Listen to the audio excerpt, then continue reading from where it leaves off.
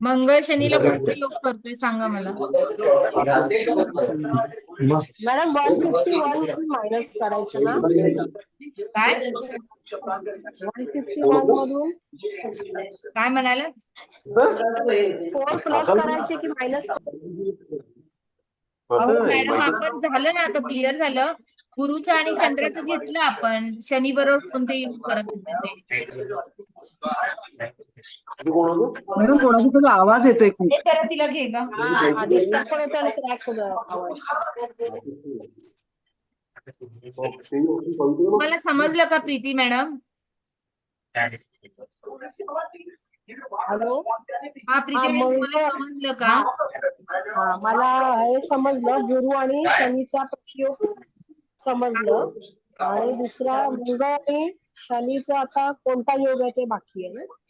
शनी अजून आता शनी गुरु बरोबर काय योग करत होता आपण ते क्लिअर केलं. शनी चंद्रा बरोबर काय योग करतोय ते क्लिअर केलं. आता शनी मंगळाबरोबर कोणता योग करतोय ते पण आपल्याला बघायचंय ना. हो पण किती 151 मधून किती मायनस करायची मला. 151 मधून किती मायनस करणार तुम्ही सांगा मला. चंद्राचे 2 अंश मायनस करायचे तुम्हाला. 20 मंगळाचे बघायचे ना. चंद्राचे कशाला करायचे. मंगळाची नाही मॅडम. मॅडम तुम्ही मायनस कधी दाखवू नका मॅडम. शनीपासून ना घर दाखवा मग क्लिअर होईल सगळ्यांना. बरं आता आपण शनीपासून मंगळ मोजूयात कोणत्या योगात. शनीचे 29 अंश घ्या. शनीचे 29 घेतले. या शनीच्या दुसऱ्या स्थानामध्ये कुठला ग्रह. दुसऱ्या स्थानाचे घ्या 30 अंश. लाभस्थानाचे 30 अंश. 12व्या स्थानाचे 30 अंश. पहिल्या स्थानाचे 30 अंश. दुसऱ्या स्थानाचे 30 अंश. आणि ह्या स्थानामध्ये मंगळ आहे. आपल्याला मंगळ शनीला कोणता योग करतोय ते बघायचं. तर मंगळाचे 20 अंश जोडा त्याच्यात. कोणते झाला कोणता योग झाला किती अंश आले. 199 अंश येत आहेत. किती 199 199. हा बरोबर. तो प्रतियोगात आहे ना. पण प्रतियोगाची वर जातो ना मॅम. 180च्या वरती आले की प्रतियोग. ओके.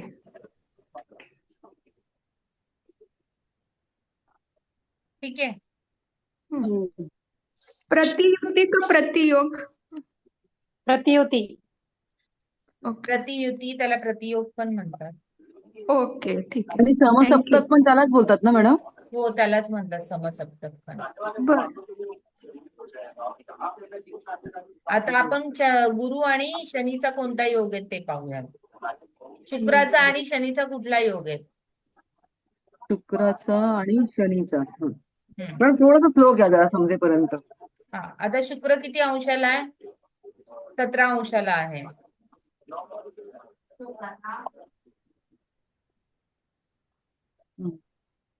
शुक्र 17. पुढच्या शुक्राचे 17 अंश लिहा.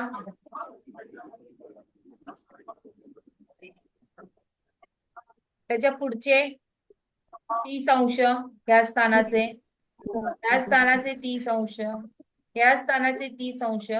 आणि ह्याचे 29 अंश. किती झाले.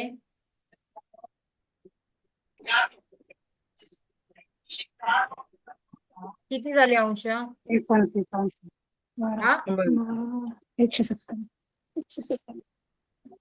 136 होतात ना. 136 होतात. 136 मॅडम. 136 होतात. 136 होतात. बरोबर. म्हणजे तो काय झाला. दिसायला काय दिसतो 5वा दिसतो शनीपासून. शुक्रापासून शनी 5वा दिसतो. परंतु दोघे काय आहेत षडाष्टक योगामध्ये. शनी आणि शुक्र. कारण 120 अंशाच्या पुढे गेलाय. कळालं. आणि जर 120 अंशाच्या आत असतात तर मग तो केंद्र योग म्हटलं. नवपंचम योग.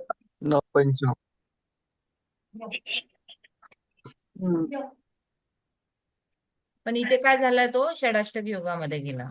मॅडम षडाष्टक योग शुभ की अशुभ हो? कष्ट देतो तो जास्त. एखादी गोष्ट करायला गेलं तर त्यातून लवकर सक्सेस मिळणं कठीण आहे. पण त्या त्याच्यासाठी जास्त मेहनत नोट्स करावी मध्ये ना लागते. मॅडम, नोट्स मध्ये तुम्ही पाठवतात ना षडाष्टक योग शुभ सांगितलंय. हा, पण कष्टाने मिळेल, सहज मिळणार नाही. जेवढं नवपंचम योगामध्ये सहज प्राप्त होतं. कष्टाने मिळेल म्हणजे. हा,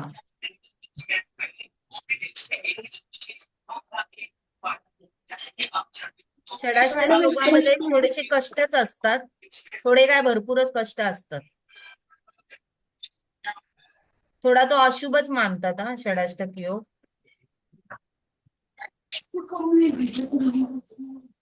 मॅडम एक प्रश्न आहे मला की जसं आपण शनीपासून चंद्रगुरु मोजला, शनीपासून मंगळ मोजला, तसं शनीपासून आपण केतू, सूर्य, शुक्र नाही मोजू शकत का? नाही, आपल्याला क्लॉकवाईज जायचंय मोजताना. मग आपण मंगळापर्यंत आलो, मग मंगळानंतर मग आपण शनीपासून केतू किंवा शुक्र का नाही घेतला? हा शुक्रापासून सुरुवात केली ना आपण. आपण सुरुवात केली शनीपासून, बरोबर? हा, कारण नवपंचम योग बघायचा होता. शनीला कुठला ग्रह नवपंचम योग करतोय का, अच्छा. त्यामुळे.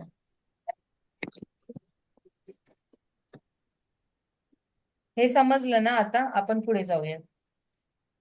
आता इथे बघा, शनी आणि इथे बुध आणि शनी कोणता योग करतोय ते पण बघा. बुध किती अंशाला आहे? 8 अंशाला आहे. नऊ 8 लिहा. त्याच्या पुढचे नऊ 9 30 अंश अंश. आहे ना मॅडम? हा, 9 अंश, सॉरी. बुध 9 अंश प्लस 30 अंश, हे प्लस हे 30 अंश आणि हे 29 अंश. म्हणजे दोघांचा कुठला योग आहे? नवपंचम योग येईल. यस, बरोबर. 98 अंश येत आहे. बरोबर 98.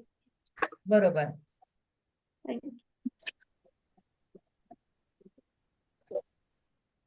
कळालं? हो.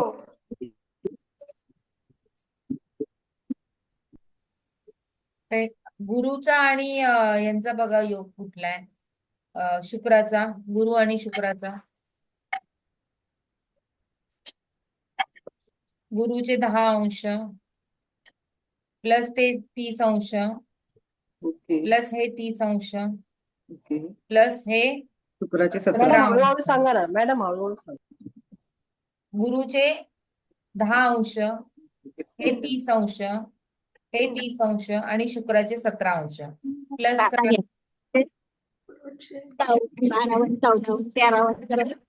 87 झाले ना? हो 87 होता ते. हा, कोणता योग झाला? मग 90 पर्यंत केंद्र योग आहे ना मॅडम? हा, केंद्र योगात गेला ना, म्हणजे गुरु आणि शुक्र.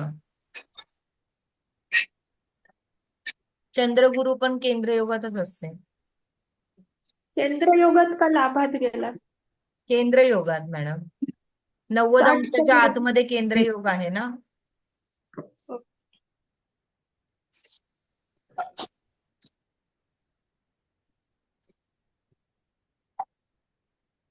ठीक आहे.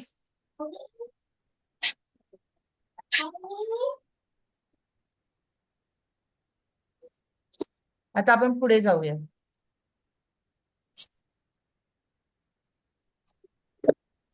काय वय परत ते असेल या कुंडली माणसाचं? या माणसाचं वय काय असेल? कशावरनं काढायचं? आता ज्यांनी कुंडली पाठवले मला, त्यांना वय माहिती असेल. काय असेल वय? हा मॅडम 59 आहे. काय?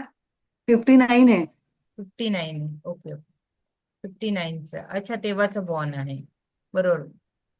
मी तरुण मुलाची समजले.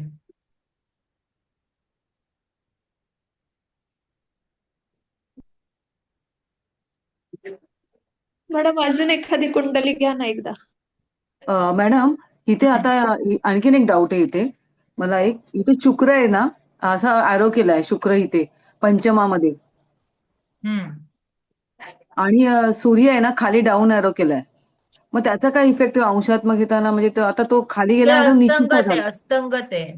ते शुक्र. अस्तंगत आहे. अच्छा मग सूर्याच्या अगदी जवळ आहे ना अंशात, मग त्याचा हा पुढे मग आपले भाग होणार आहेत.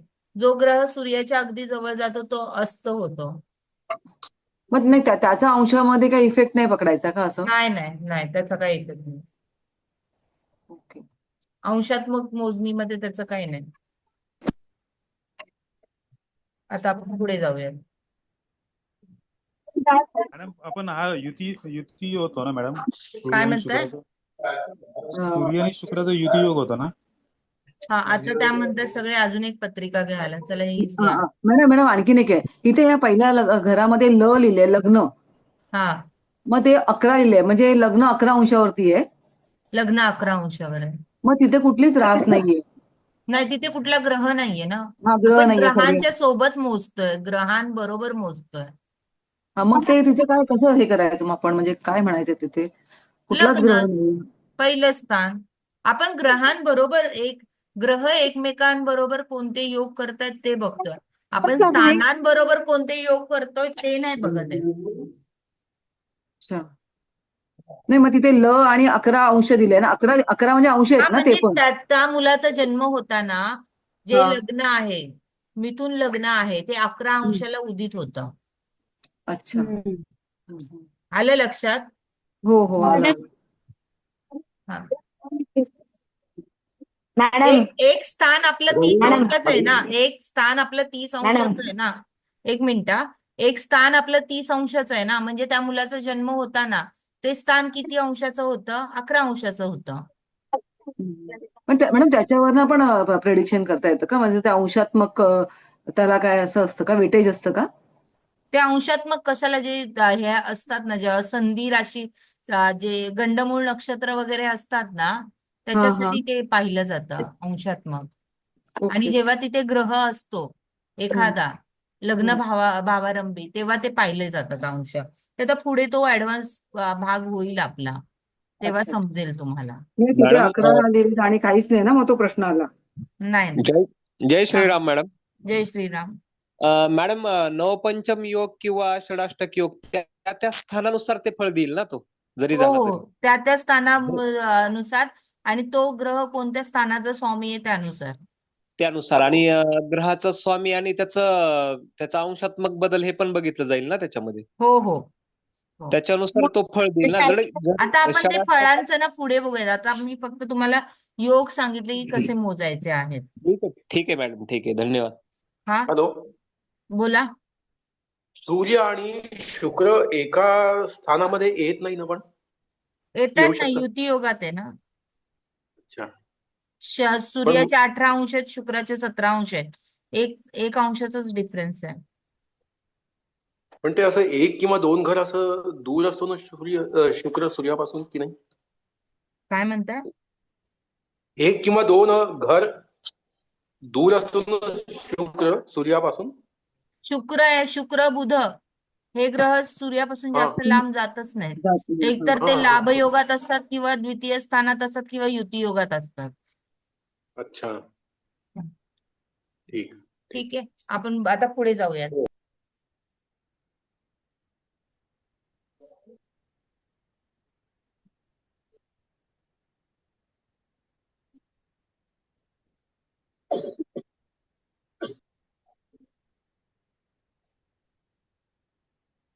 आता आपण येऊयात ज्योतिषशास्त्राचा इतिहास जाणून घेऊयात. ज्योतिषशास्त्र आणि खगोलशास्त्र फास्ट नाही जाणार, स्लो जाईल. खूप मॅडम एक फास्ट कुंडली जाते का? घेतली असती ना, अजून योगाची एक कुंडली घेतली असती ना, फक्त एक थोडी घ्यायची स्लो आहे का? घ्या. ठीक आहे, हा, चालेल. फक्त थोडी स्लो घ्या, फक्त सांगताना हळूहळू सांगा एकदा परत. चालेल.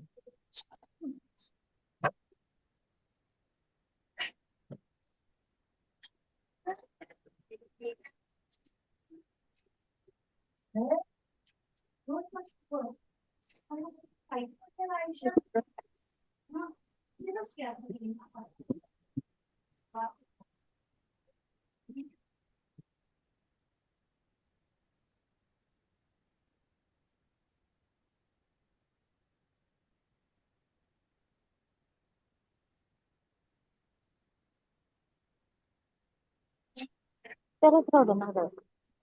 नारळ टाकून नाही ना टाकलं. नारळ टाकून आलो. हे काय देताय?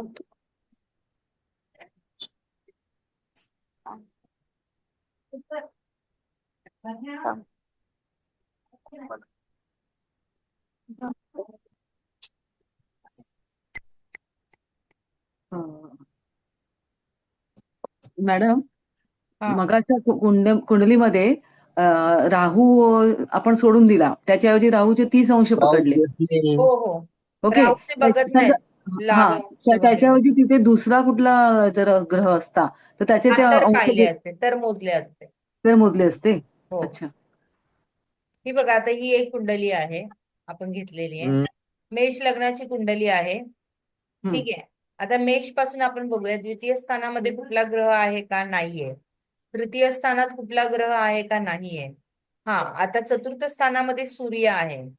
सूर्य आहे चतुर्थ स्थानामध्ये. तर सूर्याबरोबर कुठला ग्रह अंशात्मक युती योगामध्ये आहे ते बघायचं आहे. तर सूर्याबरोबर इथे गुरु आपल्याला दिसतोय जो 0 डिग्रीला आहे. तर गुरु आणि सूर्याची युती होते का सांगा मला. 10च अंश होत हा आहे ना ते. 10च अंश होत आहे ना. म्हणजे थोडेफार फरक नाही. आहे. जास्त फरक नाहीये. ठीक आहे आता 21 मॅडम अशा वेळेला मग घ्यायचं का 10 अंश म्हणजे युतीत मध्ये. युती नाही योग नाही नाही 7 ते 8 पर्यंतच पकडायचं ना. हा 8 अंश. 8च्या वरती. आता रवी बरोबर शनी द्विदार्शक योगामध्ये आहे का बघा. रवीचे 21 अंश आणि शनीचे 7 अंश प्लस करा. द्विदर्शक योग किती अंशाचा सांगितलाय. रवीचे 21 की 10 मॅडम. 21 आहेत. मग ते 10 काय आहे? एक मिनिट. मग तिकडे आपलं 21 चुकलं आहे बघा. मॅडम. 21 अंश आहे रवी. मग तिकडे चुकलं मॅडम आपलं. गुरु मग किती होते 0 आहे. मग 21 अंशाचा फरक झाला. हा 21 अंशाचा फरक झाला. बरोबर. युती योगात नाहीये ना. येत नाही. 21 घ्यायचे.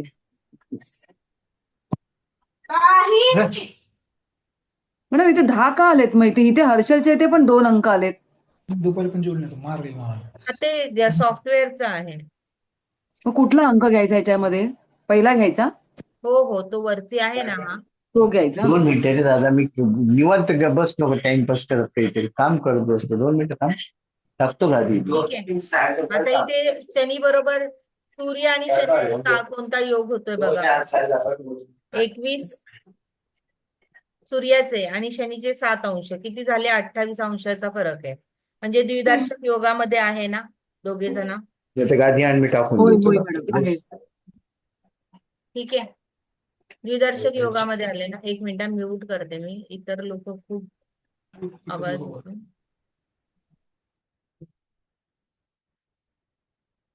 द्विदर्शक योगामध्ये आले.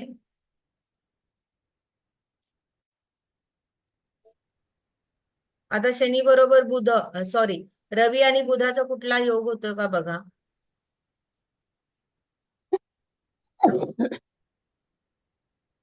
रवी बरोबर बुधाचा कुठला योग होतोय का. होतोय ना द्विदर्शक योग. 30 अंश आहेत. आता शनी आणि गुरुचा कुठला योग होतोय. गुरु 0 डिग्रीला आणि शनी 7 अंशाला आहे. कुठला योग होतोय. अंशात्मक होतोय ना द्विदर्शक योग. दोघांमध्ये 7 अंशाचाच फरक आहे. कोणता म्हणालात मॅडम. गुरु आणि शनी. कोणता योग म्हणालात. द्विदर्शक योग. बहुतेक करून ते युती योगामध्येच येईल कारण दोघांमध्ये 7 अंशाचाच फरक आहे. युती योग. आता गुरु आणि बुध कुठला योग आहे. द्विदर्शक योग आहे.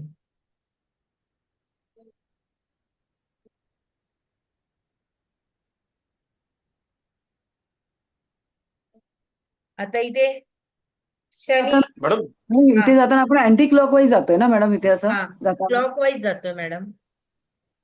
कुठे आता आपण गुरु आणि शनी बघितला. गुरुच्या नंतर आपण शनीवर आलो. मग अँटी क्लॉकवाईज नाही जाणार. क्लॉकवाईज जातोय मॅडम. आपण क्लॉकवाईज जातोय. गुरु आणि मॅडम क्लॉकवाईज म्हटलं 1 नंबर 12 नंबर असं क्लॉकवाईज येईल ना. हा सॉरी अँटी क्लॉकवाईज. सॉरी. आणि मॅडम द्विद्वादशक योग म्हणजे कमीत कमी 30 पाहिजे का. 30 अंश काय म्हणताय? द्विद्वादशक योग म्हणजे 30 30 अंशाच्या अंश आतमध्ये पाहिजे. आता 30च्या आत. हा. अच्छा ठीक.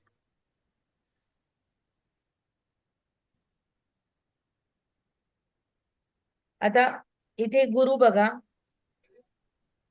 गुरुचा शुक्राबरोबर कुठला योग होतोय? लाभ योग होतोय बघा. गुरु 0 डिग्रीला, हे 30 अंश आणि हे 6 अंश. म्हणजे गुरु शुक्र लाभ योगात आहेत का? किती झाली बघा डिग्री? सांगा मला मोजा, सांगा मला. हे 0 डिग्री, हे 30 अंश आणि हे 6 अंश लाभ योगात आहेत ना? हो, 30 अंश. हा. चंद्र आणि गुरु पण लाभ योगामध्ये आहेत. गुरु 0 डिग्रीला, हे 30 अंश आणि चंद्र 2 अंश लाभ योग. मंगळ म्हणजे मॅडम हळूहळू 30 सांगा पेक्षा ना जास्त मॅडम, झाले तर लाभ योग आहे ना? रिपीट करा ना. काय म्हणताय? 30 पेक्षा जास्त झाले म्हणजे लाभ योग. हा, म्हणजे 60च्या आतमध्ये. हा, हा, हा. अच्छा. 60च्या आतमध्ये तिथे अंशात्मक दिलेत बघा तुम्हाला योग. 55 मध्ये दिलाय साहेब. हा, त्यांची बाउंड्री आता लाईन कोणता दिलेली. सांगितलं? हा, आता कोणता सांगितलं तुम्ही मॅडम? गुरु आणि चंद्र कोणता आणि सांगितलं? गुरुचा लाभ योग होतोय. शुक्र आणि गुरु. हा, कसं शुक्र ते आणि सांगा ना गुरुचा पण मॅडम लाभ परत योग एकदा. होतो, चंद्र गुरुचा पण लाभ योग होतो. मग चंद्र गुरुचं सांगा ना कसं ते. काय? चंद्र आणि गुरुचं सांगा ना कसं लाभ येईल. गुरु 0 डिग्रीला, हे 30 अंश 30 अंश. आणि हे 2 अंश प्लस करा. 32 झाले. किती झाले? 32. हा, म्हणजे 30च्या वरती आणि 60च्या आतमध्ये. म्हणजे मग तो काय झाला? लाभ योग झाला.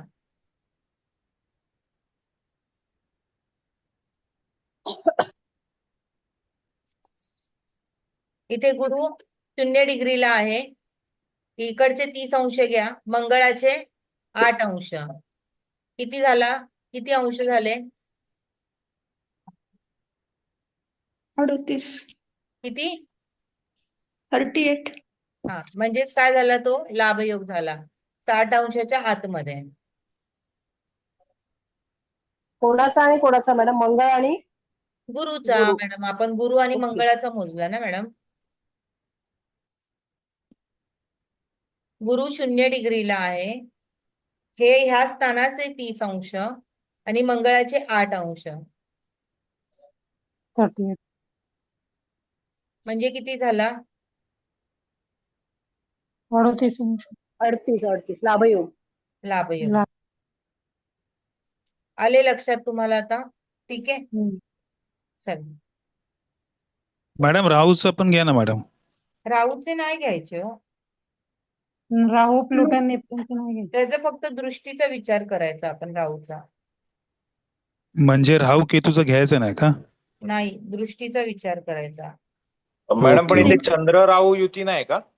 चंद्र राहू युती आहे, परंतु नवपंचम योगामध्ये वगैरे नाही बघत. फक्त चंद्र राहू युती, शुक्र राहू युती याचा विचार करायचा. पण म्हणजे म्हणजे फक्त आता हे एकाच राशीमधलं युतीचाच फक्त विचार करायचा, राहू आणि केतूचा. हो, कारण ते नवपंचम योग पण करताना ना राहू शनी असं काही फळ मिळताना दिसत नाही बऱ्याचदा कुंडलीमध्ये. म्हणून आहे नाही, पण ना, राहू फक्त कोणाबरोबर युती करतो या किंवा ह्या राहू केतूवर कोणत्या ग्रहांची दृष्टी आहे त्याला पण महत्व आहे. ह्या पर्टिक्युलर पत्रिकेत चंद्र राहू युती नाही पकडता आहे येत का? आहे अंशात्मक युती आहे. हे बघा, परंतु अंशात्मक युती आहे म्हणजे त्या हो. राहू 5 डिग्रीला आहे, चंद्र 2 डिग्रीला आहे, म्हणजे अंशात्मक युती हा आहे. मॅडम पुन्हा मॅडम मंगळ राहू पण युती योग आहे. हा मंगळ बरोबर इथे 8 अंशाला आहे आणि राहू हम्म. 5 अंशाला आहे. मंगळ राहू अंगारक युती योग आहे. शुक्र राहू पण योग आहे. शुक्र इथे 5 अंशाला आहे, सॉरी राहू 5 अंशाला आहे, शुक्र 6 अंशाला आहे. म्हणजे हा पण युती योग झाला. म्हणजे ह्या पत्रिकेमध्ये अंगारक योग आहे, ग्रहण दोष आहे, जामित्री दोष आहे. हा हा बरोबर, ठीक आहे ओके. म्हणजे मॅडम बरं झालं तुम्ही प्रश्न विचारले. चंद्र राहू ग्रहण योग होतोय ना तिथं? काय म्हणताय? चंद्र हो राहूचा हो ग्रहण योग होतोय बरोबर. सांगितलं मी, ग्रहण योग होतोय. 哦 हो. हा कॉन्सेप्ट क्लिअर झाला मॅडम, थँक्यू. हा. राहू बघायचा कोणाबरोबर युती करतोय, ते योग पुढे शिकवणार मी, कारण राहूची युती योग बघायचे खूप महत्वाचे आहेत. ठीक आहे, पुढे आता ओके. जाऊयात आपण. मॅडम मॅडम अंगारक राहूची युती योग अंगारक बघताना तिथे पण अंशात्मक विचार केला जाईल का? हो हो, अंगारक योगाला अंशात्मक विचार करणं खूप महत्वाचं आहे. अच्छा. जर तो मॅडम अंशात्मक नसेल तर एवढे प्रबळ फळ नाही देणार वाईट, परंतु अंशात्मक असेल ना तर तो अत्यंत वाईट फळ देतो. म्हणजे जेवढे अंश जास्त तेवढं जास्त वाईट प्रबळ का? जेवढे अंश जास्त नाही मॅडम, अंशात्मक. अच्छा. मी सांगितलं ना 7 ते 8 अंशाच्या आतमध्ये एखादा ग्रह दुसऱ्या ग्रहाबरोबर योग करत असेल तर तो युती योग होतो. ठीक आहे मॅडम, पण आता जर यात राहू बरोबर एवढे बाकीचे ग्रहांचं युती योग होतोय अंशात्मक, पण त्यावर गुरुची दृष्टी असेल तर मग काय? एवढा एकटा गुरु काय करणार आहे? एवढा ग्रह ना. अहो पण ते जे युती योग आहे त्याचं तर फळ मिळणारच ना, ते काय जाणार आहे का? आणि त्यातमध्ये पण गुरु कुठल्या कुंडलीला चांगला आहे त्याच्यावर डिपेंड आहे. गुरु प्रत्येक वेळेला चांगलाच असतो असं नाहीये. या कुंडलीत कुठे गुरुची दृष्टी येणार? गुरुची 5वी नाहीये. दृष्टी नाहीच येत. त्याच्यामुळे ते तो कन्सेप्ट येतच हा, नाही ते. गुरु फक्त इतर ग्रहांना जागा देतो कार्य करायला. आता पुढे कळेल तुम्हाला कसं देतो. बरोबर बरोबर बरोबर. गुरु उपलब्धता करून देतो दुसऱ्या ग्रहांना कार्य करायला. आता मी जो अभ्यास केला ना, काही इंग्रजी पुस्तकामधून केला, काही आपले जे ऍस्ट्रॉलॉजर्स आहेत त्यांच्या पुस्तकातून केला, त्याच्यातून हे विश्लेषण मी मांडलेलं आहे. म्हणजे मी पण काही अशी शिकून वगैरे नाही आले, मला काय अंतर्ज्ञान वगैरे असं झालेलं नाहीये. मी पहिलेच क्लिअर करते, जे शिकले ते पण मी पुस्तकांमधूनच शिकले. फक्त एवढंच की काही जणांना पुस्तकात वाचून सुद्धा समजत नाही, गोंधळ असतो पटकन, पण कोणीतरी डिटेलमध्ये समजवलं तर ते पटकन समजतं. जसं आता हे योग जे मोजायचे होते वगैरे, तर हे साधं जर पुस्तक वाचलं, एखाद्याने 1-2 वेळा वाचलं, एकदा वाचलं असतं म्हटलं अरे मला काय समजत नाही, मी बाजूला ठेवून देतो, बरोबर. पण तीच गोष्ट जर आपल्याला कोणी हात धरून लिहायला शिकवली तर आपण पटकन शिकतो. जसं एखादं मूल असतं, ते मूल पाटीवर जेव्हा लिहायला शिकतं तर त्याला आपण देतो, बाबा लिह रे, त्याला दिसतंय पण ते कसं लिहिणार, तो नाही ना, तो असा कसाही लिहू शकतो. परंतु एखाद्याने समजा हात धरून त्याला ते व्यवस्थित लिहिलं तर त्याचं काय होणार, ते अक्षर वळणदार येणार. तसंच ज्योतिषशास्त्राचा अभ्यास हा मी पण दुसऱ्या इतर पुस्तकांमधूनच वाचून केलेला आहे. मी काय अंतर्ज्ञानी नाहीये, मी पहिलंच क्लिअर करते. ठीक आहे. मॅडम तुम्ही आता ते वाक्य बोलत ना, गुरु दुसऱ्या ग्रहाला काय करतो, कार्य करायला हे करतो का? हा, उपलब्धता निर्माण करतो. आता तुम्हाला येईल शिकायला, तुम्हाला आता आवड होईल पुढे पुढे. ठीक आहे. आता आपण ज्योतिषशास्त्र आणि खगोलशास्त्र यांचा विकास एकाच वेळी झाला असे शास्त्रामध्ये लिहिण्यात आले आहे. प्राचीन खगोलतज्ञ, ज्योतिषतज्ञ हे 17व्या शतकापर्यंत एकाच व्यक्तीकरता वापरले जायचे. मॅम स्क्रीनवर कुंडली आहे. मॅडम स्क्रीन शेअर करा ना. स्क्रीन शेअर नाही केले, सॉरी. ज्योतिषशास्त्र आणि खगोलशास्त्र यांचा विकास एकाच वेळी झाला असे शास्त्रामध्ये लिहिण्यात आलेले आहे.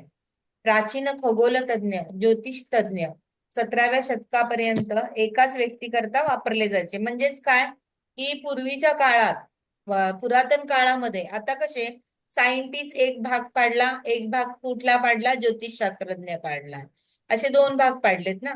परंतु पूर्वी जे पुरातन जे होतं जग, त्यावेळेला ज्योतिषशास्त्र आणि खगोलशास्त्रज्ञ हा एकच व्यक्ती असायचा. त्याला एकट्यालाच ते त्याची जी ओळख होती ती एकच व्यक्तीकरता मानली जायची. परंतु आता काय झालेलं आहे, आताच्या काळामध्ये त्याचं विभाजन करण्यात आलेलं आहे की एक सायंटिस्ट वेगळा आणि एक ज्योतिषशास्त्रज्ञ वेगळा. समजलं तुम्हाला? व्यक्तीकरता वापरले जायचे. परंतु 17व्या शतकापर्यंत खगोलतज्ञ आणि ज्योतिषतज्ञ असे 2 भाग पाडले. 17व्या शतकापर्यंत ग्रहांच्या हालचाली आणि पृथ्वीवरील घटनांमधील संबंध ते पाहू लागले आणि त्याची नोंद ठेवण्यास सुरुवात केली. आकाशाच्या हालचालीवर बारकाईने लक्ष केंद्रित केले गेले. ग्रहांचे निरीक्षण करत असताना त्यांनी पाहिले की राजकारण आणि राष्ट्राच्या घडामोडीशी त्यांचा संबंध कसा जोडता येईल हे त्यांना लक्षात आले. त्यामुळे जसे वर आहे तसेच खाली आहे या वैश्विक तत्वाची सत्यता अधिक स्पष्ट होत गेली. मानवाने हळूहळू अत्याधुनिक उपकरणे तयार केली, तंत्रे विकसित केली आणि तो आकाशाचे निरीक्षण करू लागला. त्याने आकाशाचे निरीक्षण अचूक केले, ग्रह ताऱ्यांच्या हालचालींच्या बारकावे नोंदले आणि वैज्ञानिक युगात मानवाने पहिले पाऊल टाकले आणि ग्रहांचे गुणधर्म आणि वैशिष्ट्ये यांचे ग्राफिकल स्वरूपात चित्रण सुरू केले. आपल्या ग्रहांच्या काही कथा पण माहीत आहेत. ग्रहांना ज्या देवता दिल्या आहेत त्यांची रूपे आणि ग्रहांचे प्रभाव आणि त्यांचे गुणधर्म यामध्ये विलक्षण साम्य आपल्याला दिसते. शास्त्रज्ञ आणि कथाकथन कार्याच्या सोबत एक तत्वज्ञ उभा राहिला. तत्वज्ञाचे कार्य म्हणजे चिन्हे आणि संकल्पनांना जोडणे, जो एकत्रित संकल्पना शोधतो आणि त्याच्या मानवजातीसाठी अर्थ स्पष्ट करतो. त्याच्या दृष्टिकोनातून ज्योतिषशास्त्र, विज्ञान, कला आणि तत्वज्ञान आणि पौराणिकता यांचा संगम तयार होतो. ज्योतिषशास्त्राचा सातत्याने विकास होत गेला. ज्योतिषशास्त्र मानवी चेतनेच्या विकासासोबतच प्रगती करत गेले. 18व्या शतकात 3 ग्रह सापडले. युरेनस, जो 1781 मध्ये वैज्ञानिक संशोधनात्मक गुणधर्म असलेला हा ग्रह औद्योगिक क्रांती दाखवणारा, नवीन तंत्रज्ञान विकसित करणारा असा ग्रह आहे असे ज्योतिषशास्त्राचे सांगणे आहे. नेपच्यून ग्रह हा 1846 मध्ये हा ग्रह मानसशास्त्रीय दृष्ट्या तत्वज्ञान, आध्यात्मिक आणि मानसिक प्रक्रियांशी निगडीत असलेला असा हा ग्रह आहे. शास्त्रामध्ये असे त्याचे उल्लेख आहेत. आणि प्लुटो हा 1930 मध्ये हा ग्रह अणुऊर्जा आणि मानवी सामूहिक अवचेतनाशी संबंधित जोडला जातो. अनेक ज्योतिष तज्ञ असेही मानतात की प्लुटो पलीकडेही अज्ञात असे ग्रह असतील जे मानवी चेतनाशी निगडीत असतील आणि त्याचे पैलू अजूनही आपल्या सर्वांना उलगडलेले नाहीत. आकाशामध्ये ग्रह जसे जन्माला येतात, विकसित होतात आणि नष्ट होतात, तसेच ज्योतिषशास्त्रालाही कालानुरूप बदलावे लागले. जर हे शास्त्र मानवाच्या प्रगतीबरोबर नसेल तर त्याचे अस्तित्व धोक्यात येऊ शकते. त्यामुळे आधुनिक ज्योतिषशास्त्राला सतत नव्या ऊर्जेने विकसित करण्याची जबाबदारी आताच्या वर्तमान पिढीवर आहे. आपल्याला तेच धरून नाही जायचं ज्योतिषशास्त्र जे त्यांनी विकसित केलं. आपल्यालाही त्याच्यामध्ये आणखी काम करायचं आहे. आपण म्हणणार की त्यांनी हे प्रेडिक्शन दिलंय, त्यांनी असं लिहून ठेवलंय तर हा ग्रह अशाच पद्धतीने काम करणार असं आपण मानतो. पण आपल्यालाही स्वतःला त्या प्रॅक्टिकली आपण ते पाहायला पाहिजे. आज तुम्ही ज्योतिषशास्त्राचा अभ्यास करताय तर तुम्ही जेव्हा ग्रहांचा अभ्यास कराल की ते जे जसं लिहिलंय तुम्ही तसं तर घ्यालच, परंतु आणखी काय तुम्हाला नवीन मिळतंय ह्याचा शोध लावायची पण जिम्मेदारी ही तुमच्यावरती आहे. येतंय लक्षात मला काय म्हणायचंय? की तुम्हालाही कुंडल्या बघून ते खरोखर ठरवता आलं पाहिजे की बरोबर तसंच आहे का. नैसर्गिक जन्मपत्रिका ज्योतिषशास्त्र या शाखेत जन्मवेळी ग्रहांच्या स्थितीनुसार पत्रिका तयार केली जाते. ही शाखा इतकी महत्वाची आहे की पुढील पूर्ण ज्योतिषशास्त्र यावर समर्पित आहे. पहिलं जे ज्योतिषशास्त्र आहे ते प्रत्येक वैयक्तिक नैसर्गिक जन्मपत्रिकेवर पाहिलं जातं. ठीक आहे. दुसरा जो भाग येतो तो होतो मंडलीय देशकाल ज्योतिषशास्त्र. एखाद्या राष्ट्राच्या निर्मितीवेळी आकाशातील ग्रहस्थितीनुसार त्याच्या भविष्याचा वेध घेतला जातो. उदाहरणार्थ 4 जुलैला 1976 अमेरिकेचा स्वातंत्र्य दिन किंवा 14 मे 1948 ला इस्रायलचा किंवा आपल्या भारताचा 15 ऑगस्ट स्थापनेचा संबंधीचा जो दिवस असतो त्याची काय होते, त्या देशाची स्थापना म्हणजेच त्या देशाची ती जन्मकुंडली मांडली जाते. त्यामुळे त्यानुसार पुढचं त्याचं भाकीत वर्तवलं जातं की ह्या देशामध्ये कधी युद्ध, कधी आर्थिक बदल किंवा कोणत्या सामाजिक घटना घडू शकतील हे त्या कुंडलीवरून ठरतं. प्राकृतिक हवामान ज्योतिषशास्त्र आता ही पण एक आहे. आपण पंचांगाचा अभ्यास केला त्यामध्ये आपण पाहिलं की कधी पाऊस पडणार, कुठे पाऊस पडणार, कसा पाऊस पडणार, या सगळ्या गोष्टी आपण पाहिल्या. तर ही जी हवामान ज्योतिषशास्त्राची पद्धत आहे या शाखेमध्ये भूकंप, तत्सुनामी, वादळे यासारख्या नैसर्गिक आपत्तींचा अभ्यास केला जातो. आपण तिथे पाहिलं पंचांगामध्ये कृषी ज्योतिषशास्त्र, कोणत्या वेळेला बी पेरणी केली पाहिजे, काय केलं पाहिजे हे ते पंचांगामध्ये लिहिलेलं आहे. हे सुद्धा एक ज्योतिषशास्त्राचा हा एक सुद्धा भाग होतो की ह्याची सुद्धा एक प्रकारची कुंडली मांडली जाते. त्यानुसार ठरवलं जातं की कोणत्या वेळेला काय त्या देशामध्ये त्या एक मिनिट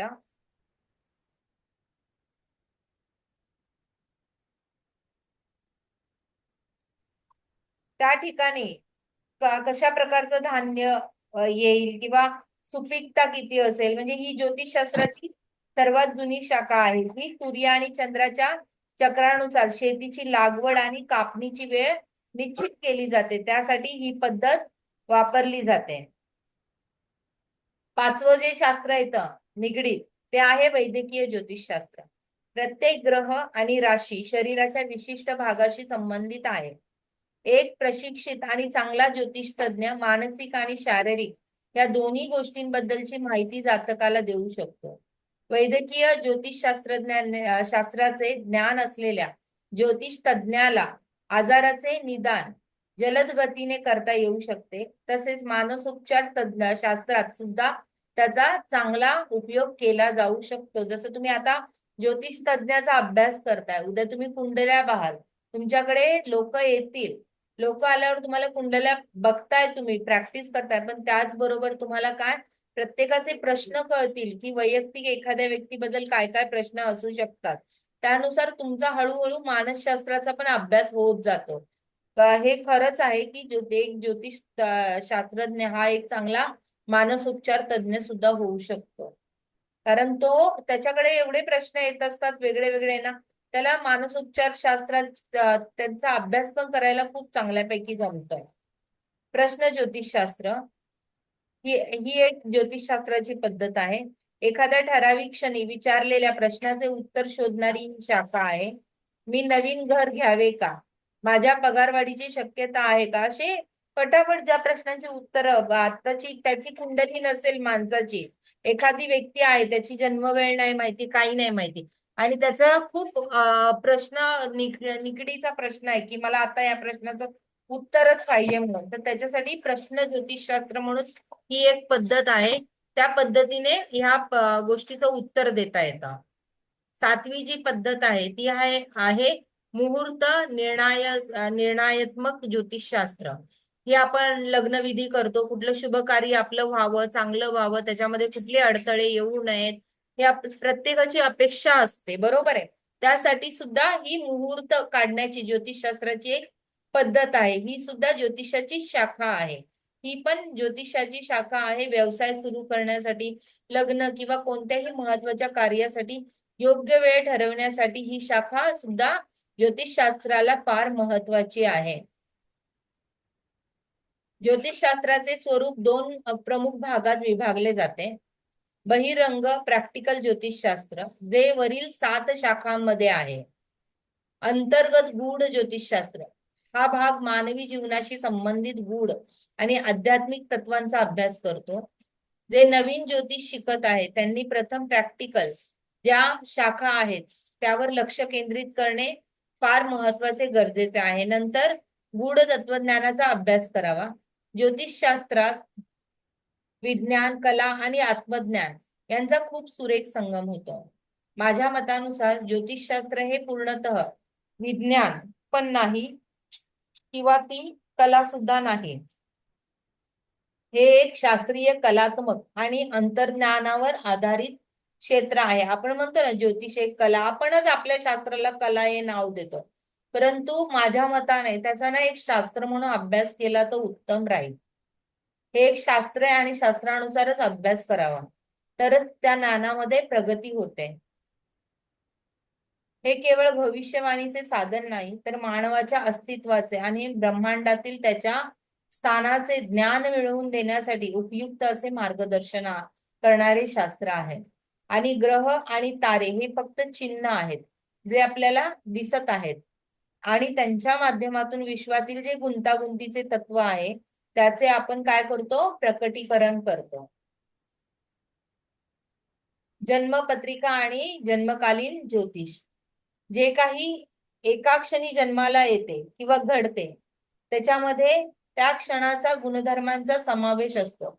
म्हणजेच एखाद्या व्यक्तीचा जन्म झाला ह्या वेळेला, तर त्या वेळेला त्या पृथ्वीवर ज्या काही गोष्टी, जे काही ग्रह ताऱ्यांची जी काही युती योग किंवा जी काही ग्रहांचे योग होत असतील त्याचा गुणधर्म त्या व्यक्तीला प्राप्त होतो.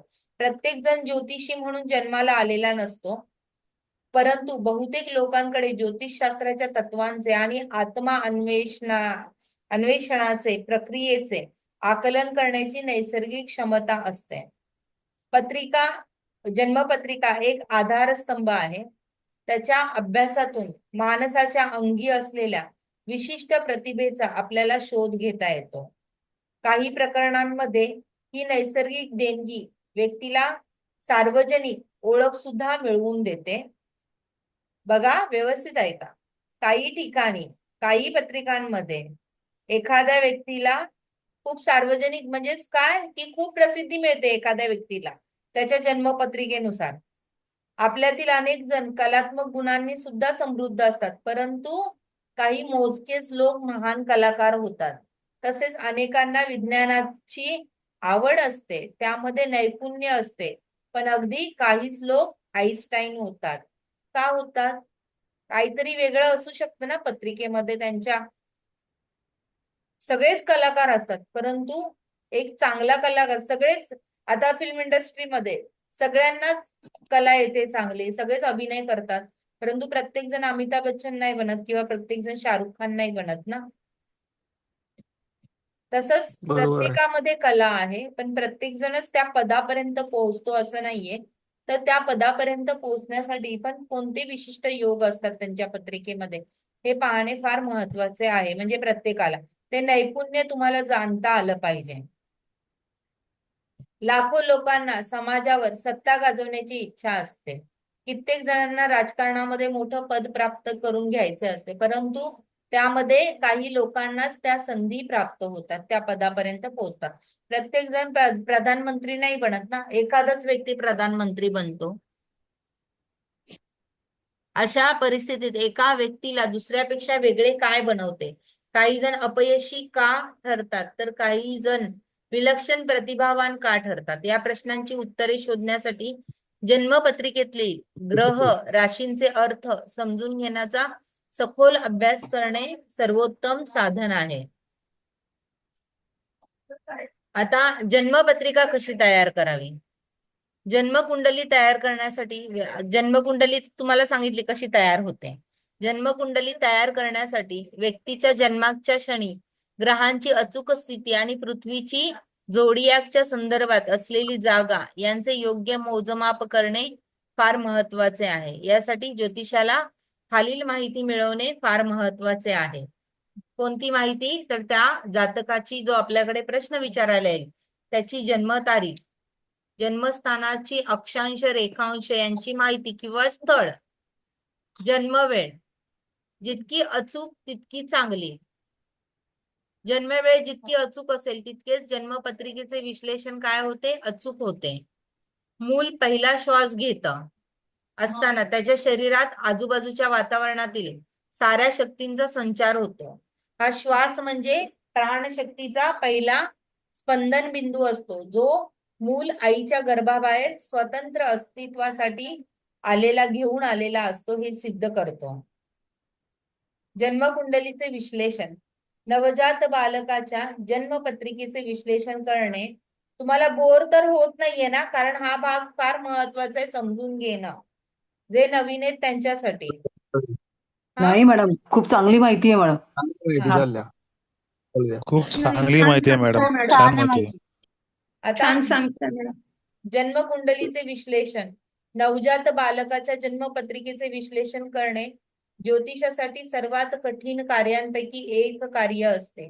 येणारे पालक सतत विचारत असतात की त्यांचा मुलगा मोठा अधिकारी होईल का, किंवा त्यांची मुलगी यशस्वी ठरेल का, मूल प्रतिभावान आहे का, त्याच्या यशासाठी पत्रिकेत कोणते ग्रह चांगले आहेत, असे प्रश्न घेऊन येणारे पालक आपल्याला विचारतात. ज्योतिषीही त्यांना सांगू इच्छितो की होय तुमचे मूल महान आहे, श्रीमंत आहे, प्रसिद्ध आहे, प्रभावशाली होईल असे सांगतात. परंतु सत्य हे आहे की प्रत्यक्ष जीवनात हे गुण कसे प्रकट होतील याचे निश्चित भाकीत करणे कोणत्याही ज्योतिषाला शक्य नाही. लक्षात ठेवा, तुम्ही एखाद्याला प्रेडिक्शन करताय तुमचा मुलगा असा होईल तसा होईल, नाही. तुम्ही हे कॉन्फिडेंटली सांगू शकता का? हो तो तसाच होईल, तो खूपच प्रतिभावान होईल, हा हे प्रेडिक्शन एकही ज्योतिषी देऊ शकत नाही. मी तुम्हाला सांगते, मी आतापर्यंतच्या करिअरमध्ये तुम्हाला तिथे फक्त तुम्ही ग्रहांचे योग, हा हे योग दिसतात चांगले, शक्यता आहे की त्याचे होईल म्हणून चांगले. तुम्हाला फक्त शक्यता हा शब्द काढायचा, लक्षात ठेवा. काढायचा म्हणजे काढा, ते तुमची इच्छा, तुम्हाला काय द्यायचंय. परंतु तुम्ही इतरांना जेव्हा प्रेडिक्शन करता त्यावेळेस तुम्ही ठामपणे जेव्हा तिथे बोलता त्यावेळेस ती गोष्ट होईलच असे नाहीये, कारण नियतीने काहीतरी वेगळंच ठरवलेलं असतं. म्हणून तर ते तुम्हाला माहितीये जेव्हा मॅचेस होतात, इंडियाच्या क्रिकेटच्या मॅचेस येतात, त्या न्यूज वरती येतात ना, ठामपणे सांगतात इंडिया जितेगा, ये जितेगा, वो जितेगा, आणि नंतर काय होतं, आपल्या शास्त्रज्ञांचं हसू होऊन जातं. ते ह्या कारणामुळे होऊन जातं की कुठलीही गोष्ट ही ठामपणे सांगू शकत नाही. तुम्हाला ग्रहयोग दिसतात, असू शकते, शक्यता आहे, पण होईल आपल्याला माहितीये की आहे, चांगली आहे पत्रिका, होणार आहे आपल्याला माहितीये, परंतु निश्चितपणे तुम्ही भाकीत करू शकत नाही त्याचं. हे तुम्हाला सांगणं फार इम्पॉर्टंट आहे मला. पण चांगली आहे पत्रिका, आपल्याला ग्रह योग दिसतात पत्रिकेतले. जन्मकुंडली केवळ त्या व्यक्तीच्या मानसिक चौकटीची, व्यक्तिमत्वाची, वैशिष्ट्यांची आणि व्यावसायिक प्रवृत्तीची माहिती देतो. बघा, जन्मकुंडली फक्त व्यक्तीची मानसिकता, त्याची चौकट, किंवा तो यशस्वी होईल की नाही याची माहिती देईल, परंतु तो किती यशस्वी होईल त्याची माहिती जन्मपत्रिका देणार नाही. हे कायम लक्षात ठेवा. जसं कोणतरी काहीतरी करताय, आता पत्रिका ज्यावेळेस सचिन तेंडुलकरांनी जन्म घेतला असेल त्यावेळेस कितीतरी जणांनी जन्म घेतला असेल ना, आणि कितीतरी जण ज्योतिषाकडे पत्रिका घेऊन गेले असतील की सांगा आमच्या पोराचे काय ग्रहयोग आहे म्हणून. मग त्यावेळेस प्रत्येक कुंडलीला प्रत्येक ज्योतिषाने ठामपणे सांगितलं का तुमचा मुलगा मोठ्या याच्यापर्यंत जाईल, नाव लौकिक मिळवेल म्हणून? नाही ना. त्याच्यातून फक्त एकच व्यक्ती नाव लौकिक मिळवला, सचिन तेंडुलकर. म्हणजे ठामपणे तुम्ही सांगू शकत नाही, परंतु यशस्वी होईल, परंतु ते किती यश मिळेल हे त्याच्या कर्मावर, पूर्वजन्माच्या कर्मावर आधारित असतात, असं माझं मत आहे. बरोबर आहे. आ बरोबर आहे.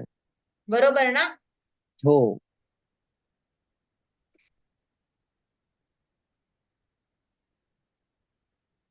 व्यक्तीच्या आजूबाजूच्या परिस्थितीशी जोडून विश्लेषण करण्यात येते. माणसाच्या नियतीचा प्रश्न, मोठेपणाची खरी खूण अतिशय दुर्मिळ असते.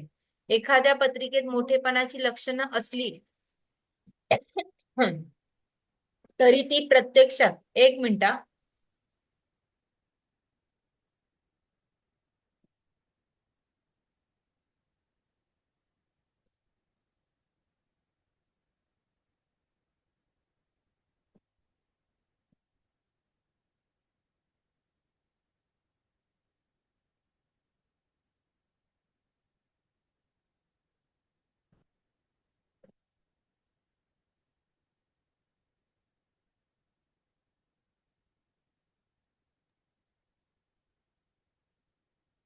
माणसाच्या नियतीचा प्रश्न, मोठेपणाची खरी खूण अतिशय दुर्मिळ असते. एखाद्या पत्रिकेत मोठेपणाची लक्षणं असली तरी प्रत्यक्षात ती लक्षणं अस्तित्वात येणे किंवा येतीलच असे नाही. प्रत्येक व्यक्तीला स्वतःचा मार्ग निवडण्याची मोकळीक असते. व्यक्तीच्या इच्छाशक्तीवर आणि निर्णय क्षमतेवर त्याचे भविष्य ठरते. ऐकलं? हो.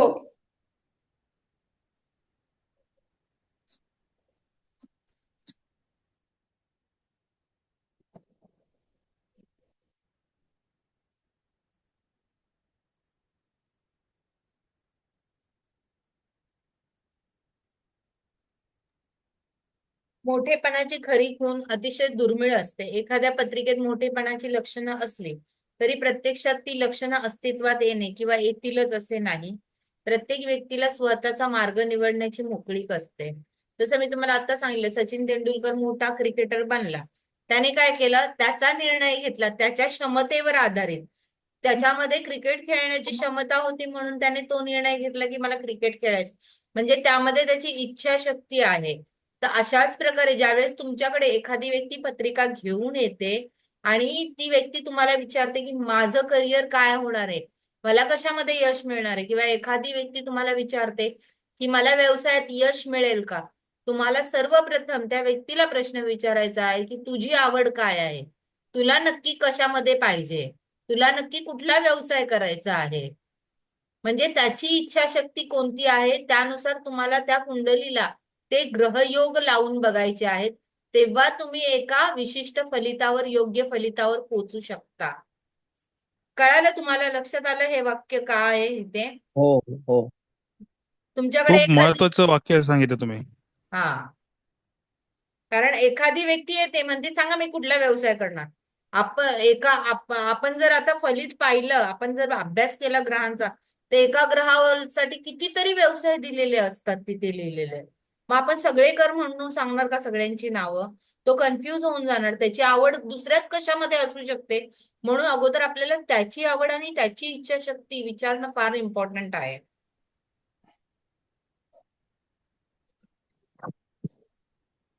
जसे की एखादी प्रौढ व्यक्ती तुमच्याकडे जेव्हा जन्मकुंडलीचे विश्लेषण करायला येते, हा पण भाग बघा. एखादी जेव्हा प्रौढ व्यक्ती तुमच्याकडे विश्लेषण करायला येते कुंडलीचे, त्यावेळेला पत्रिकेत त्याच्या जन्मतः जे ग्रह होते तेच त्याच्या आता सुद्धा पत्रिकेत असतील, परंतु त्या व्यक्तीचे करिअर बद्दलचे किंवा समाजातील स्थान याबद्दल स्पष्ट असे तुम्ही भविष्य वर्तवू शकत नाही. कारण तिथे त्या व्यक्तीच्या व्यक्तिमत्वाचा विचार करणे फार गरजेचे आहे. येतं लक्षात? म्हणजे एखादी व्यक्ती तुमच्याकडे, म्हातारी व्यक्ती पत्रिका घेऊन येते आणि त्यावेळेला त्याच्या पत्रिकेत ग्रहयोग चांगले, त्याची रिटायरमेंट झाली, त्याने सगळं घेतलं, VRS घेतला, सगळं घेतलं करिअरच्या जोरावर, आणि तुमच्याकडे तो आता 70 किंवा 80 किंवा 60च्या वर्षाला पत्रिका घेऊन येतोय आणि तुम्हाला विचारतो की मला पत्रिकेत सांगा पुढे कसं आहे. तर तुम्ही त्याला आता सांगू शकाल का की नाही तुमचं करिअर खूप चांगलं होईल, तुम्हाला असं मिळेल तसं मिळेल सक्सेस? नाही. आपल्याला त्याच्या अस्तित्वाचा पण विचार करणं फार गरजेचं आहे.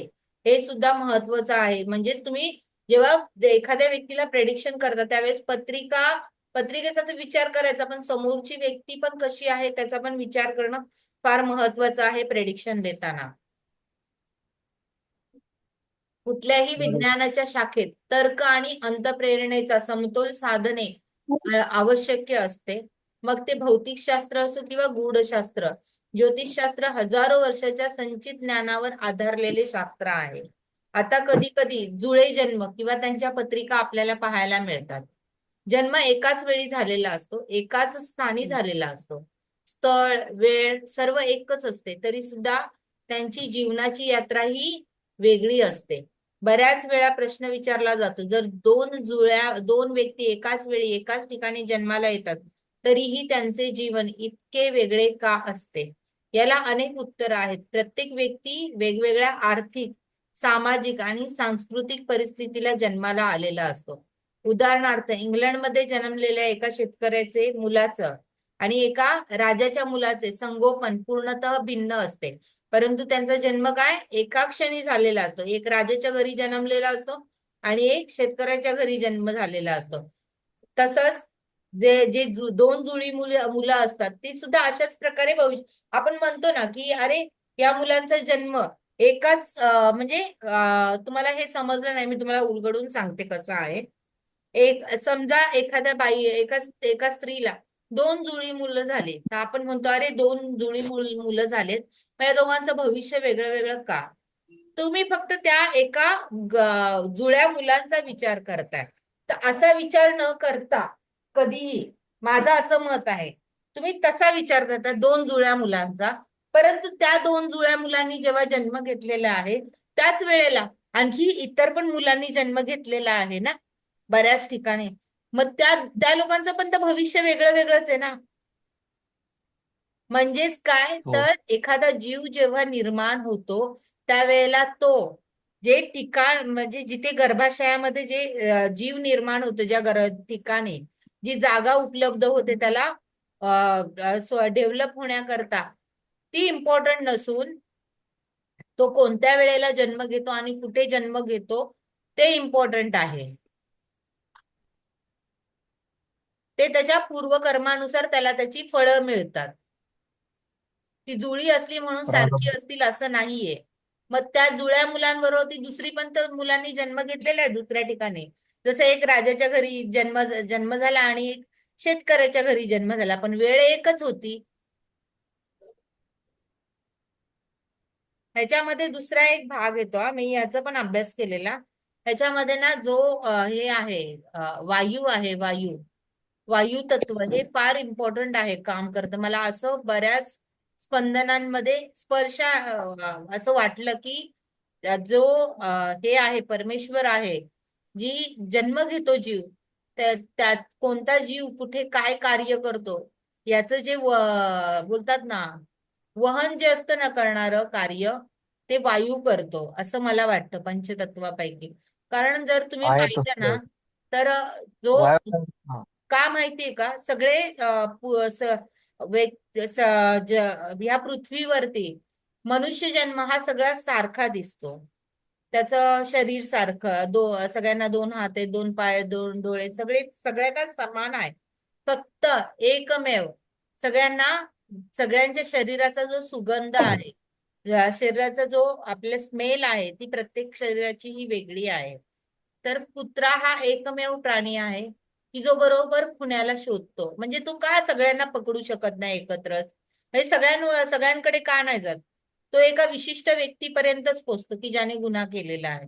म्हणजेच काय तर जी स्मेल आहे ती प्रत्येकाची वेगळी आहे आणि ती स्मेल बरोबर त्या व्यक्तीपर्यंत पोहोचवते. म्हणजेच आपल्या बरोबर ज्या घटना घडतायत एकाच वेळेला बऱ्याच जणांनी आपल्यासोबत जन्म घेतलेला असतो, परंतु प्रत्येकाचा स्मेल हा वेगळा असतो. तर म्हणजेच हे जे स्पंदनं आहेत ती स्पंदनं सुद्धा ज्या घटना घडतायत आपल्या आयुष्यामध्ये त्याच्याशी त्याचा फार जवळचा संबंध आहे. म्हणजेच तेच कार्य करतात मला असं फार वाटतं कधी कधी. माहित आहे तुम्हाला किती समजलंय मी बोललेले. बरोबर आहे ते हा बरोबर म्हणजे आहे मॅडम बरोबर कोणती घटना घडते त्याच्यामध्ये वायूचा हातभार जास्त असतो असं म्हणायला काही हरकत नाही. हा मला म्हणजे असं वाटतं वायू आणि पृथ्वी तत्व म्हणजे हे एखादी बातमी आकाश येते. तत्वापर्यंत त्या गोष्टी पोहोचवण्याचं काम करतं. अच्छा, नेटवर्क मन जोडण्याचं. यस, षष्टानी आणि बरोबर आलं लक्षात. नेटवर्क हॅलो कनेक्शन आत्ताचं जे आहे ना हॅलो आपण इथून बोलतो ते तिथपर्यंत पोहोचतं. हॅलो हम्म. हा हॅलो बोला. मॅम हा गीतेतला एक श्लोक आहे मन षष्टानी कर्माणी प्रकृती स्थानी कर्षते. काय यात म्हणताय? ह्याच्या पुरावा आहे त्याचा. मन षष्टानी कर्माने प्रकृती स्थानी कर्षते गीतेतला श्लोक हा या तत्वावर आहे. मला गीत संस्कृत येत नाही हो सर. हा नाही तर मी सांगतो ना त्याला त्याला हाच पुरावा आहे गीतेच्या. मन षष्टानी कर्मानी प्रकृती स्थानी कर्षते. म्हणजे तर याचा अर्थ सांगाल मन मराठीत? मन आणि इंद्रिय यांच्या ज्या कर्माच्या वासना असतात त्यानुसार वायू दुसऱ्या शरीरामध्ये तो गुण घेऊन देह धारण करतो असं गीतेत यस, त्याचा बरोबर आहे, उल्लेख आहे. आलं लक्षात. मला संस्कृत येत नाही परंतु मी शास्त्राचा अभ्यास करता करता माझ्या हे लक्षात आलं की वायूचा कुठेतरी संबंध आहे या सगळ्या गोष्टींशी. मॅडम ते पण सांगते ना आता वायू परागकण वाऱ्यामुळे ते उडून जातात आणि दुसरीकडे काय म्हणताय? परागकणाचं पण उदाहरण देता येईल ना. वायू वाऱ्यामुळे परागकण उडून जातात आणि दुसरीकडे बरोबर आहे. वायू तत्व कोणत्या ग्रहाशी निगडीत येतं मग किंवा ते आता कोणत्या पुढे शिकू राशीशी? आपण. ते तत्व शिकताना तुम्हाला आणखी छान वाटेल. ओके तत्वांचं विश्लेषण करणार आहेत आपण पुढे. ठीक आहे. ओके. आता पुढे जाऊयात आपण. जन्मपत्रिका मार्गदर्शनासाठी एक साधन आहे. त्याचे अंतिम उत्तर नाही. जन्मकुंडली म्हणजे मानवी नियतीचा अंतिम निर्णय नव्हे. एक ग्रह शास्त्राचं ते आणि अंग येते. राशींच्या चक्राचे ज्ञान योग्य प्रकारे समजले तरच त्याचा उपयोग व्यक्ती अडचणींवर मात करण्यासाठी करू शकतो. जीवनातील संधी आणि क्षमता वाढवण्यासाठी एक योग्य मार्गदर्शन ठरू शकते. मानवाने एक गोष्ट स्वीकारायला हवी की ग्रह तुमच्यावर सक्ती करत नाहीत, ते फक्त तुम्हाला ती गोष्ट करण्याकरता प्रवृत्त करतात. त्यामुळे कधी कुठला निर्णय घ्यायचा हे आपण ठरवायचे. म्हणून ज्योतिषशास्त्र शिकणं फार गरजेचं आहे प्रत्येकाला. याचा अर्थ असा की जर माणूस ग्रहांच्या प्रभावांबद्दल जागृत असेल तर तो स्वतःच्या जीवनाचा मार्ग निश्चित करू शकतो. योग्य प्रयत्नाद्वारे तो करू शकतो. आपल्या ग्रहांना नियंत्रित करू शकतो आणि आपल्या आत्म्याला प्रकाशाकडे घेऊन जाऊ शकतो. आजच दुपारी मला त्यांना ज्योतिष येतं चांगलं, ज्योतिषशास्त्रज्ञ आहेत ते पण त्यांचा प्रश्न होता, मला विचारला त्यांना कुठली तरी जमीन घ्यायची होती. तर जमीन घेतलेली आहे त्यांनी ऑलरेडी, ती मिसेसच्या नावावर करायची होती त्यांना. तर मिसेसच्या नावावर जमीन करायची होती, परंतु लोन करता त्यांनी अप्लाय केलं, परंतु लोन पास नव्हतं होत. तर त्यांनी मला विचारलं की पार्टनरशिप मध्ये जर बायकोचं आणि माझं नाव टाकलं तर माझं लोन पास होईल का? तर मी म्हटलं निश्चित तुमचं लोन पास होईल आणि तुमचं घराचं जे काम बांधकामाचं अडकलेलं आहे ते होईल. त्याला कारण म्हणजे त्यांना ग्रहयोग माहिती आहेत, पण इथे तुम्ही जर माणूस ग्रहांच्या प्रभावांबद्दल जागृत असेल तर म्हणजे त्या माणसाला ज्योतिषशास्त्र येतं, परंतु मी त्याचा अर्थ उलगडून सांगितला की तुम्ही करू शकता. त्याला कारण म्हणजे त्यांचं तूळ लग्न होतं, चतुर्थ स्थानामध्ये मंगळ होता आणि गुरु 12व्या स्थानात होता. तर त्यांना महादशा ही गुरुची होती आणि गुरुमध्ये त्यांना शनीची अंतर्दशा होती. शनी 7व्या स्थानात होता. म्हणजेच काय तर 7व्या स्थानात शनी होता, तो शनी 7वं स्थान ऑपरेट करत होता, मंगळ चतुर्थ स्थान ऑपरेट करत होता. त्यामुळे गुरुची दृष्टी होती त्यांच्या चतुर्थ स्थानावर आणि गोचरीने पण गुरुची दृष्टी होते. त्यामुळे त्यांना जर जमीन घ्यायची झाली, नावावर करायची झाली लोनसाठी, तर त्यांना बायको बरोबर त्यांना स्वतःला सहभाग व्हावंच लागेल असे ग्रह तिथे निर्देशित करत होते.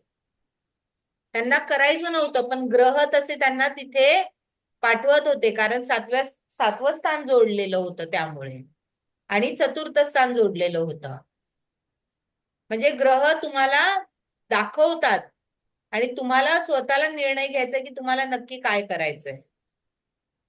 असा विचार केला तर ग्रह तुमचे सेवक आहेत. तर उत्तर असेल होय, जर तुम्ही त्या नियमांचे पालन केले जे नियम ग्रह देखील पाळतात तर नक्कीच तुमची जीवनाची यात्रा सफल असू शकते. आता आपण जरा पृथ्वी आणि आकाशातील गूढ हालचालींबद्दल बोलूयात. आज आपण बस करूयात का? हो मॅडम. आता एक हो मिनिट चालेल. थोडस घेऊयात आणि पुढे जाऊयात. एक 15 मिनिटं. आता आपण जरा पृथ्वी आणि आकाशातील गूढ हालचालींबद्दल बोलूयात. कोर्पोनिकस, गॅलिलिओ आणि केपलर हे 16व्या शतकातील 3 महान खगोलशास्त्रज्ञ यांच्या कार्यापर्यंत पृथ्वीच्या खऱ्या स्वरूपाबद्दल जनसामान्यांमध्ये तसेच वैज्ञानिकांमध्ये संभ्रम कायम होता. अनेक प्राचीन विद्वानांना माहिती होते की पृथ्वी गोलसर आहे आणि त्यांनी ते सिद्ध करण्याचा प्रयत्न केला. इसवी सन पूर्व 250च्या सुमारास अलेक्झांड्रिया यामधील ग्रीक गणितज्ञ आणि खगोलशास्त्रज्ञ निसेने अरिस्टॉटलच्या दृष्टिकोनातून पुढे नेले. पृथ्वीची परिघ आणि व्यास मोजण्याचा उपाय शोधला. त्याला असे आढळले की इजिप्तमधील सायन शहरात असलेल्या एका विहिरीच्या तळाशी उन्हाळ्याच्या संक्रांतीच्या दिवशी दुपारी 12 वाजता सूर्याची किरण सरळ कोनात पडत होती. मात्र त्याच दिवशी अलेक्झांड्रियामध्ये सूर्यकिरण तिरपे होते आणि सावली निर्माण होत होती. ग्रीक गणिताच्या प्रमेयांचा वापर करून टोसोफ्थेनिसने मोजले की या 2 किरणांच्या कोनातील फरक सुमारे एका वर्तुळाच्या 85 इतका होता. या गणनेच्या आधारे त्याने सायने आणि अलेक्झांड्रिया यांच्यातील अंतर सुमारे 500 मैल 50 ने गुणून पृथ्वीचा परिघ 25,000 मैल असल्याचा निष्कर्ष काढला. आधुनिक गणनेनुसार पृथ्वीच्या विषुववृत्ताची लांबी 24,902 मैल इतकी आहे. त्याने पृथ्वीचा व्यासही 8,000 मैल असल्याचे सांगितले, जे प्रत्यक्षात 7,997 मैल आहे. ग्रीक विद्वानांनी ज्ञानाच्या प्रकाशाने उजळलेले जग अंधकारमय युगात अज्ञान आणि अंधश्रद्धेच्या सावटाखाली गेले. अनेकांना पुन्हा वाटू लागले की पृथ्वी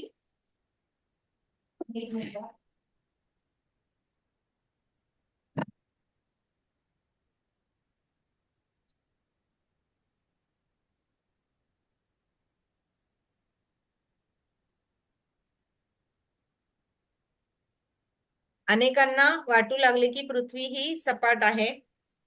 एक मिनिट. मात्र कोलंबसच्या समुद्र प्रवासानंतर पृथ्वी गोल असल्याच्या संकल्पनेला मान्यता मिळू लागली आणि अखेर ते निसंदिग्धपणे सिद्ध झाले.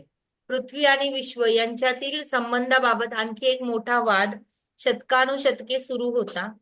पृथ्वी सूर्याभोवती फिरते की सूर्य आणि ग्रह पृथ्वीभोवती फिरतात? 500 वर्षापूर्वी खगोलशास्त्रज्ञाने या प्रश्नाचे उत्तर स्पष्ट केले. सूर्य केंद्रित सिद्धांतानुसार पृथ्वी सूर्याभोवती फिरते. मात्र ज्योतिषाच्या अभ्यासात पृथ्वी अजूनही ब्रह्मांडाच्या केंद्रस्थानी असल्याचे दिसून येते. जन्मकुंडलीत सर्व ग्रह पृथ्वीभोवती फिरताना दाखवले जातात, कारण ग्रहांचा परिणाम आपल्यावर होतो, सूर्यावर नव्हे. ज्योतिष हे गूढ शास्त्र आहे, नैसर्गिक विज्ञान नव्हे. ज्योतिषी खगोलशास्त्रज्ञांच्या शोधाचा उपयोग करून ते विशिष्ट उद्देशांसाठी वापरतात. सुप्रसिद्ध मानसशास्त्रज्ञ कार्ल युंग यांनी म्हटले आहे, वैज्ञानिक दृष्टिकोनातून ज्योतिषशास्त्राचे प्रामाणिक सिद्धीकरण करणे अवघड आहे. आता बाकीचं आपण उद्या पाहूयात. ठीक आहे, समजलं धन्यवाद. लेक्चर तुम्हाला सर्वांना? उद्या एकदम. उद्या नाही घेणार, थोडे दिवस लागतील. बरोबर. ठीक आहे. मॅडम तुम्ही परीक्षा पण घेणार आहे? नाही बाबा, परीक्षा वगैरे नाही घेणार मी.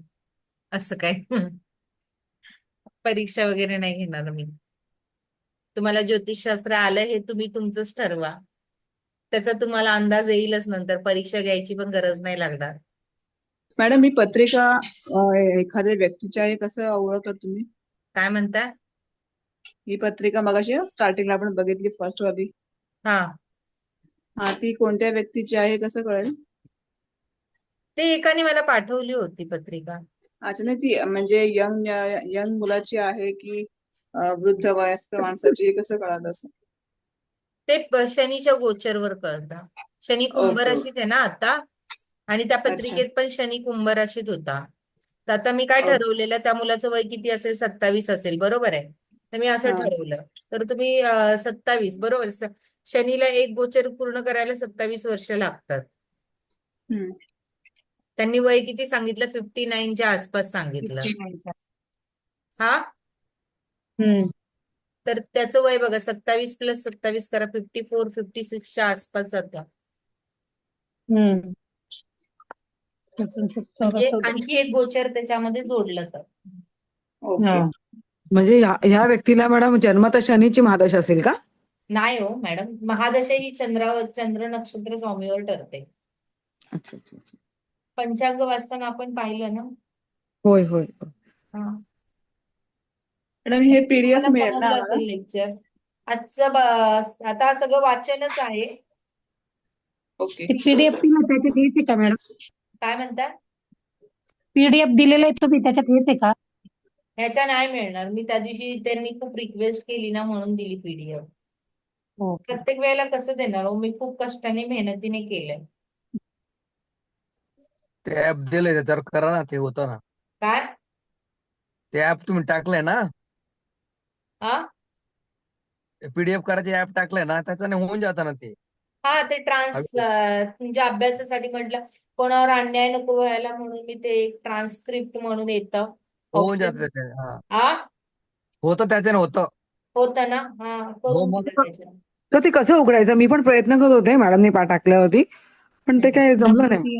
ते तुम्हाला एखादा चांगला मोबाईल वाल्याकडे, म्हणजे कोणी एक्सपर्ट करून घ्या, होऊन जाते ते, लगेच होतं ते. WPS मध्ये ओपन होतं ना. WPS हो WPS WPS काय प्रकार आहे मॅडम हा? अहो ती लिंक आहे मॅडम. मध्ये. तुम्ही ना काय करायचं, त्या व्हिडिओवर जायचं माझ्या. हम्म, हम्म. व्हिडिओवर गेलात ना की तिथे शेअरचं ऑप्शन येतं. त्या शेअरच्या हा. ऑप्शनला क्लिक करायचं आणि ओके. तिथे कॉपी लिंक येतं. त्या कॉपी लिंकला हे करायचं. कॉपी लिंक केल्यानंतर जी मी तुम्हाला लिंक पाठवली त्या लिंकवर जायचं आणि ती कॉपी केलेली लिंक तिथे पेस्ट करायची आणि मग तिथे तुम्हाला सगळं डिटेल येतं. लगे होऊन जातं ते, पूर्ण पीडीएफ काय? मध्ये येतं ते, हा पूर्ण पीडीएफ फॉर्म मध्ये होऊन जातं, पीडीएफ फॉर्म मध्ये. हा ठीक आहे. तर तुम्ही कोण बोलताय? मॅडम एखादं पंचांगाचं लेक्चर घ्याल का? ते लेक्चर नव्हते अटेंड केले मी, पहिले 3-4 लेक्चर.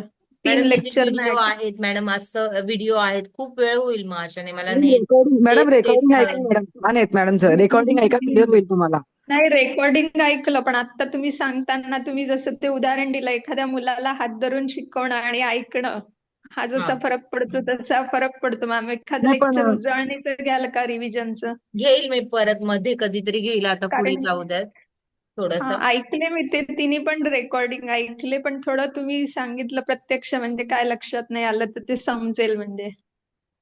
घेईल मॅडम मी. एक असतं ना, रेकॉर्डिंग असतं ना, आपण थोडा कंटाळा करतच ऐकत असतो. पहिल्या सुरुवातच आपली कंटाळात असते, नाही त्यामुळे ते नाही मॅडम, आणखी मी 3 वेळा ऐकले, रोज ऐकते मॅडमची आवड असावी लागते, रेकॉर्डिंग. आवड असेल तर कंटाळा करण्यासाठी नाहीये मॅडम, एवढे जीव तोडून शिकवताय. रेकॉर्डिंग मध्ये इंटरेस्ट तेवढा नसतो जेवढा लाईव्ह लेक्चर मध्ये असतो, असं नाही म्हणायचं. ठीक आहे. आजचं नाही लेक्चर तुम्हाला आवडलं का? व्यवस्थित हो समजलं हो ना? हो हो छान, हो छान खूपच छान. समजवलं. हो समजलं. हो समजलं मॅडम. बऱ्याच क्लासमध्ये ना हा विषय घेतच नाहीत लोक. नाही नाही. मॅडम आता ते सरांनी माहिती दिली ना आपल्याला, ते ओपन करायचं, त्यांचं नाव काय आहे? मला नाही माहिती. नाही सर, ते सर असतील ना. अच्छा, गेले वाटतं. चला मग ठेवते. Bye, good madam night. Thank you thank you thank you. Thank you madam. Bye. Thank you. Thank you. Good night madam.